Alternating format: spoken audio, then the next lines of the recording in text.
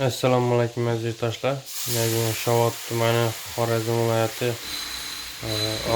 Oltinmatchan desa ko'pchilik taniydi. Shurdagi ish jarayonimni sizlar bilan tanishtirib o'tacakman.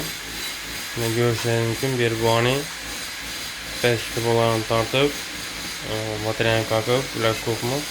Zamonaviy kronika bilan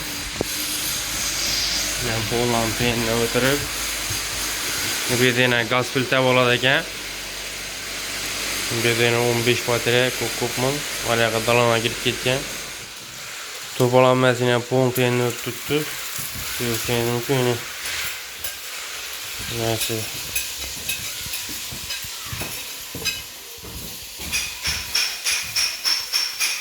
Koridor ham 15 dan qo'yib berganmiz. Evet, bu ham pompanidan ketgan.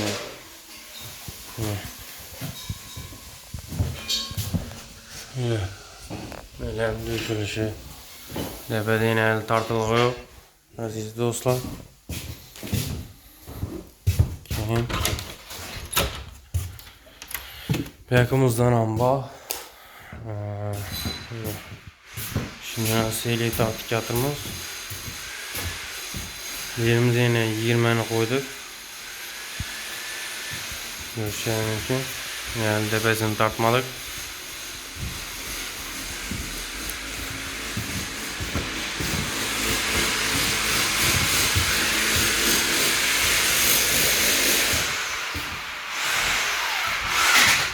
Ondan ambaya soyun batarya şehirle işlev yaptı döşübeni.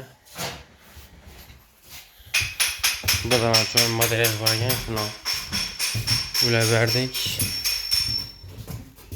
Yanımda 20 danası var ekan. Şunu ham chiroylatib o'zabet ko'p berdik. Avvalgi batarya turgan ekan. Bataryalarni olib tashlab onda evvel 2 güne nezem tuttu.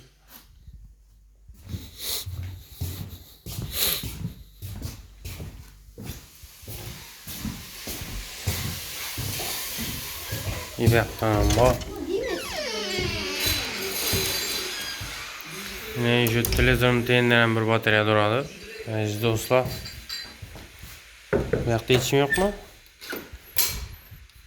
Yamandan ama bir batarya.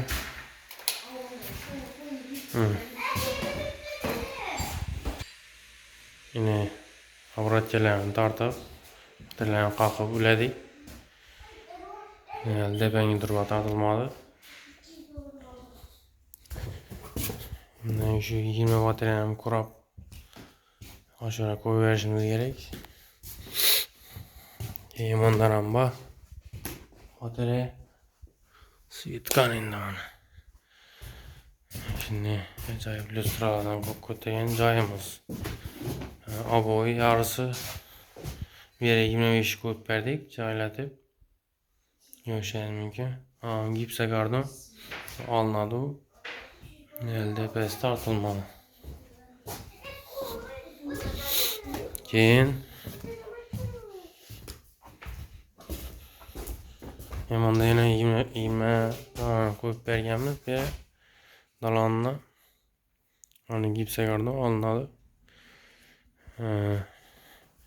Bu iş jarayonida bu. Xudo xolada to'liq videolarni tepelerini tartib, chiroylatib obzorlarini chiqarib beraman. No qo'yildi, necha etdik, jazom chiqdi, hammasini qo'ldan kelgancha yaratib beraman. Bizani kuzatishni davom eting. Obuna bo'lib, like bosib, kim atab o'tiraman degan danishlarni yo'q qo'ying. Sog' bo'linglar, omon bo'linglar.